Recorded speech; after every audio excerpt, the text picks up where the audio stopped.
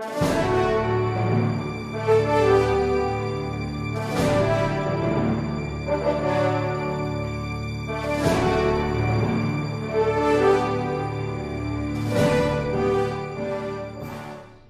17 January 2012, issued by this Honorable Impeachment Court, which requires the presentation of reservation agreement pertaining to the purchase by spouses Renato C. Corona and Cristina R. Corona of the condominium unit at 1 Burgundy Plaza as embraced in Condominium Certificate of Title number N-35812. Did you bring the same? Yes, sir. I have the photocopy of the said title. Will you please... No. The reservation agreement. Yes, sir. I have the original copy of the reservation agreement. Will you please present the same to the Honorable Impeachment Court? May we manifest for the record, Your Honor, please? Are you familiar with that transaction? Witness. I am familiar with the transaction, Your Honor. Are you familiar with the transaction? Yes, Your Honor. Why are you familiar with the transaction? Because it was all reported to me. All sales transactions during that time were all reported directly to me, Your Honor. In the ordinary course of business? Yes, sir. All right, proceed. Thank you, Your Honor. We would just like to manifest for the record, Your Honor, please, that the witness is referring to documents and is now in his possession a document, and may I request, Your Honor, please, that it be handed to counsel. I have here the original copy of this reservation application, sir. Date of the reservation? July 15, 1997, Your Honor. What month? July. Yes, will you please fix your microphone so that Yes, sir. your answers are clearly audible? Your Honor, please.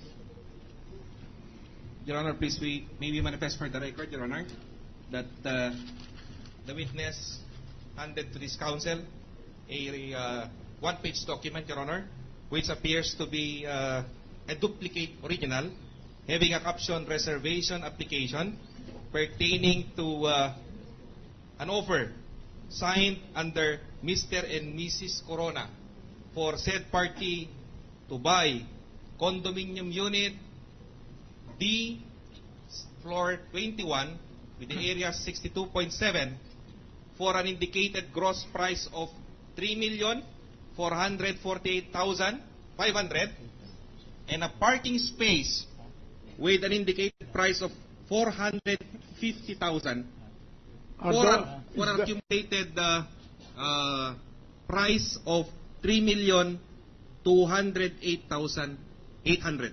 Is that document signed? Yes, Your Honor, please. Whose signature is borne by that?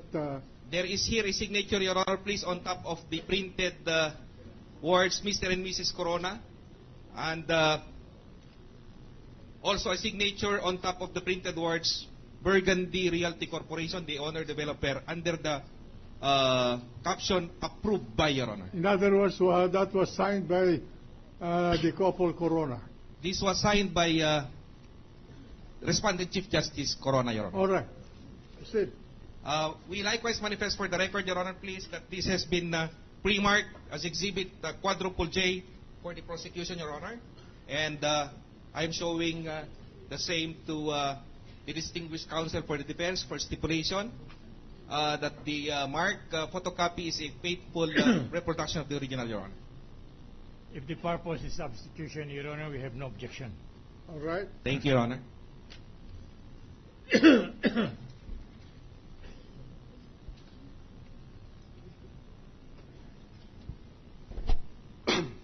I again direct your attention, Mr. Witness, to the subpoena dated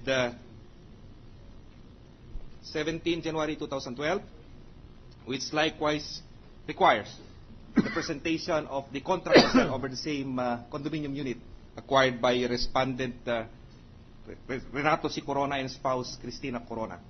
Did you bring the same? Yes, sir. I have with me the contract to sell. Would you kindly present the same to the Honorable Impeachment Court? Will you describe that document? Mr. Witness, will you kindly describe the document? Here is the copy of contract to sell by and between Burgundy Realty Corporation and spouses Renato Corona and Cristina Corona. All right. Proceed. Your Honors, please, may we manifest for the record that the witness handed to counsel a contract to sell consisting of 2 long pages, Your Honor, and that the same has been pre-marked in evidence as exhibit quadruple K for the prosecution. And the date of that document is?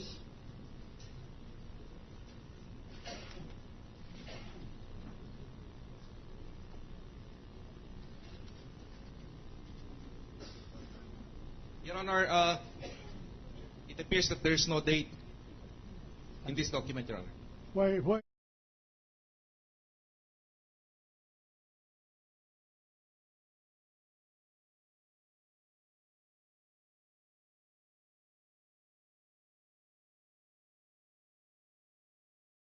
₱50,000.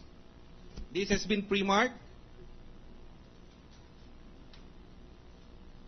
as exhibit quadruple L-1 likewise, Your Honor.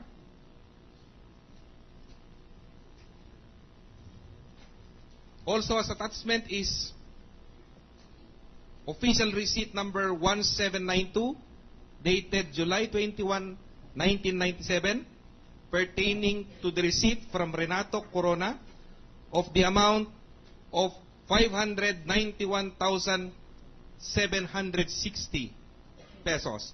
This has been pre-marked as exhibit quadruple L-2 for the prosecution. What is that last receipt for?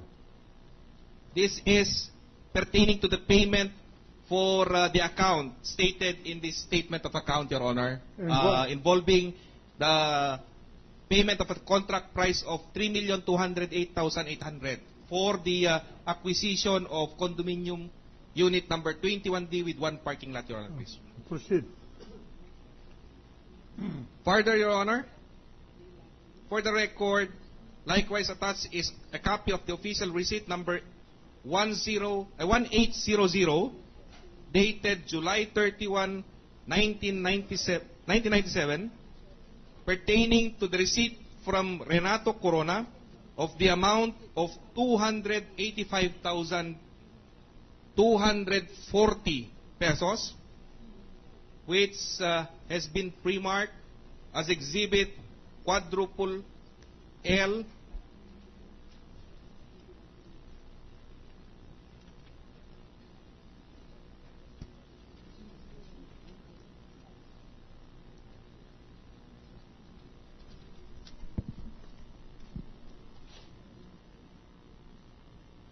quadruple L-6, Your Honor.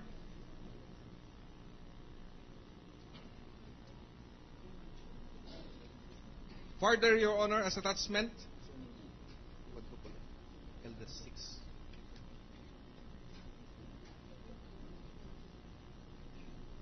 There is also this official receipt number 3192 dated January 8, 1998 pertaining to the receipt from Renato Corona of the sum of 591,760, which receipt has been pre-marked as quadruple L-3, Your Honor. Also, Your Honor, attached to this statement of account is official receipt number 3191 dated January 8, 1998 pertaining to the receipt from Renato Corona of the sum of 285,240, and the same has been pre-marked as exhibit quadruple L-7 for the prosecution. What is that payment for? All these payments, Your Honor, please, as covered by these official receipts, pertain to the payment of the purchase price for the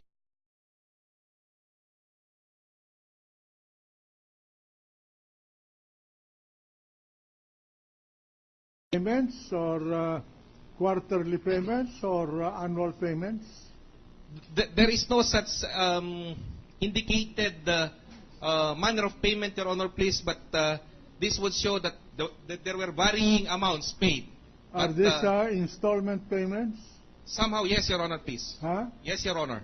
Yes, but they are not in equal installment payments, Your Honor, as borne by these receipts, Your Honor. All right, go ahead.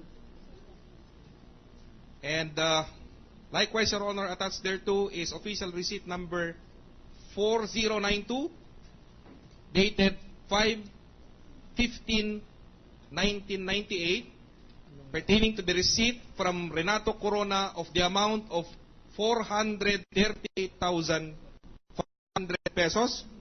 And this has been pre-marked as exhibit quadruple L-5 for the